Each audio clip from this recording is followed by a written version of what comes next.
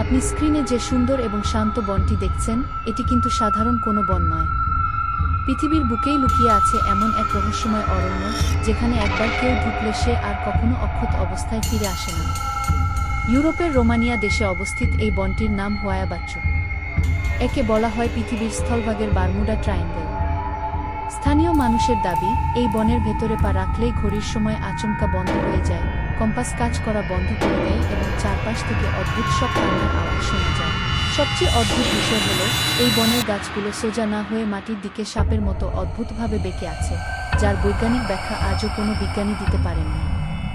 অনেকে বলেন, এখানে রাতের বেলা অদ্ভুত আলোর গোলক উঠতে দেখা যায়। আপনি কি এমন একটি রহস্যময় বনে কখনো একাকী ঘুরতে যাওয়ার সাহস দেখাবেন? কমেন্ট করে আপনার মতামত জানান। আর এমন রোমাঞ্চকর রহস্যের ভিডিও নিয়মিত দেখতে আমাদের নতুন চ্যানেলটি এখনই সাবস্ক্রাইব করে রাখুন। ধন্যবাদ।